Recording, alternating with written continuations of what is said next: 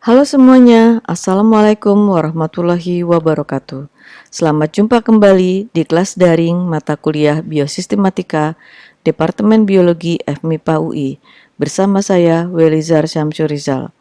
Kita akan membahas prinsip-prinsip dalam filogenetik molekuler bagian kedua. Tentu kita sering mendengar istilah kladogram dan filogram. Apakah keduanya sama? Keduanya merupakan dua tipe pohon filogenetik. Kedua tipe pohon ini sama-sama menunjukkan pola kekerabatan evolusi yang sama. Begitu pula urutan percabangan antara taksa A sampai D.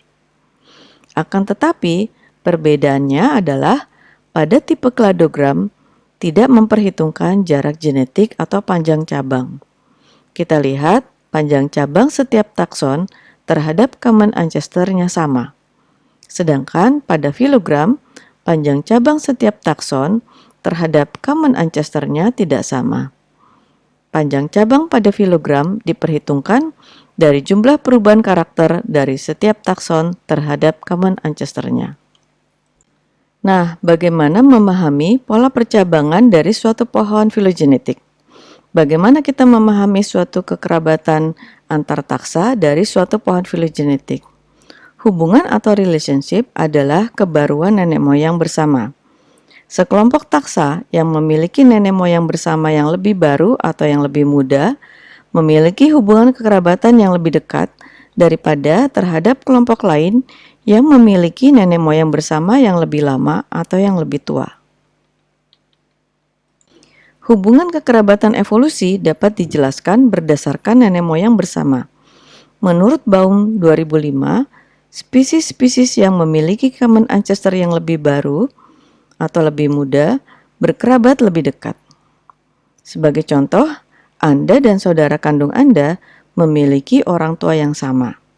Sedangkan Anda dan sepupu Anda memiliki kakek dan nenek yang sama. Maka, Anda berkerabat lebih dekat terhadap saudara kandung daripada sepupu Anda. Dua keturunan yang terpisah dari titik percabangan yang sama disebut sister group atau sister taksa. Pada pohon ini, spesies A dan B merupakan sister taksa di mana mereka saling berkerabat karena memiliki most recent common ancestor yang sama. Pada slide sebelumnya, Anda dan saudara kandung Anda disebut sister group. Most recent common ancestor mengacu pada titik terbaru yang mewakili nenek moyang bersama OTU yang sedang diamati. Most recent common ancestor yang lebih baru selalu berada lebih dekat ke terminal node atau OTU. Dua keturunan yang terpisah dari titik percabangan yang sama disebut sister group atau sister taksa. Pada pohon ini, spesies A dan B merupakan sister group atau taksa karena keduanya berasal dari nenek moyang yang sama. Pertanyaannya, takson mana yang merupakan sister takson dari C? Jawabannya adalah taksa A dan taksa B. Suatu clade adalah sekelompok atau grup organisme yang memiliki satu ancestor dan seluruh keturunannya. Suatu clade adalah suatu cabang pada pohon filogenetik. Setiap warna yang berbeda menunjukkan clade. Jadi, ada 4 clade di sini, yaitu clade yang berwarna kuning, clade biru, clade merah, dan clade hijau. Berikut adalah penjelasan mengenai grup atau clade yang monofiletik, polifiletik, dan parafiletik. Grup yang monofiletik hanya terdiri dari satu anggota dari satu nenek moyang. Grup monofiletik hanya ada di satu cabang ancestor saja. Apabila dipotong dari pohon, dapat dengan satu potongan saja. Sedangkan grup yang polifiletik memiliki anggota di beberapa cabang ancestor sehingga memiliki banyak ancestor. Sedangkan grup yang parafiletik memiliki anggota di satu cabang ancestor, tetapi terdapat anggota yang bukan berasal dari ancestor tersebut di dalam clade yang sama. Berikut adalah contoh grup taksa yang monofiletik dan grup taksa yang polifiletik. Di sebelah kiri, kita lihat grup yang monofiletik, yaitu grup yang di atas dan yang di bawah semuanya beranggotakan anggota genus yang sama, yaitu semua anggota Rhizopus, dan grup mukor terdiri atas semua anggota mukor.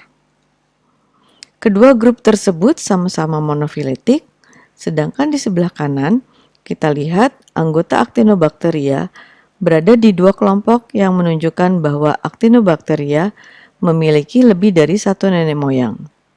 Oleh karena itu, disebut grup yang polifiletik. Berikut ini adalah contoh grup taksa yang parafiletik.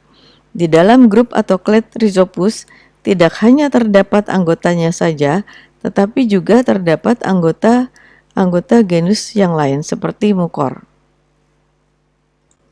Berikut ini adalah contoh lain dari grup taksa yang parafiletik.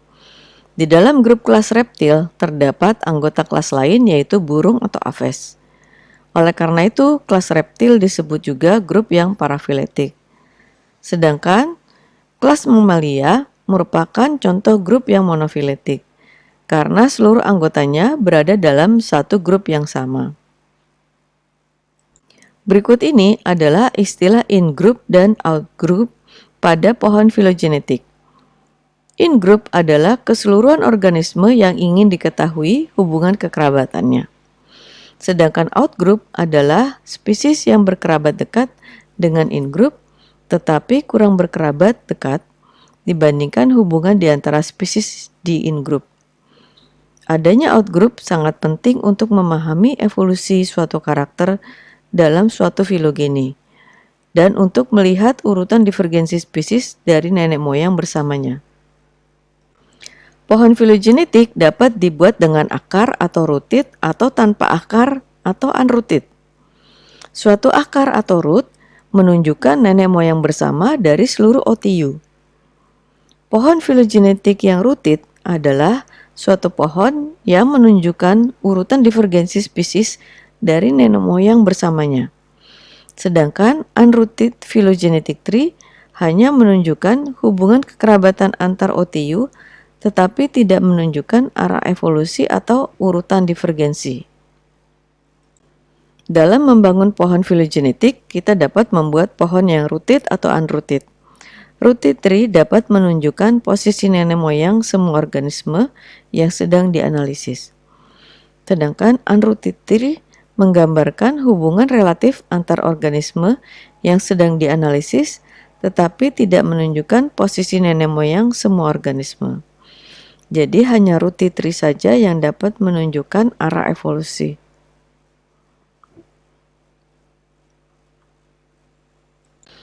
Dalam membangun pohon filogenetik, kita dapat membuat pohon yang rooted atau unrooted. Rooted tree dapat menunjukkan posisi nenek moyang semua organisme yang sedang dianalisis. Unrooted tree menggambarkan hubungan relatif antar organisme yang sedang dianalisis, tetapi tidak menunjukkan posisi nenek moyang semua organisme. Jadi hanya rooted tree saja yang dapat menunjukkan arah evolusi. Berikut adalah beberapa contoh aplikasi dari analisis filogenetik. Di antaranya dapat digunakan untuk mengetahui hubungan kekerabatan evolusi antar spesies, hubungan kekerabatan evolusi antar suatu spesies, hubungan kekerabatan evolusi gen, untuk mengidentifikasi sambel sampai tingkatan spesies, dan melacak jalur penyebaran infeksi mikroorganisme yang patogen. Akhirnya kita sampai di penghujung video ini. Demikian bahasan mengenai prinsip-prinsip dalam filogenetik molekuler bagian kedua. Sampai jumpa pada video berikutnya mengenai metode untuk membangun pohon filogenetik. Selamat mengikuti. Salam sehat selalu. Wassalamualaikum warahmatullahi wabarakatuh.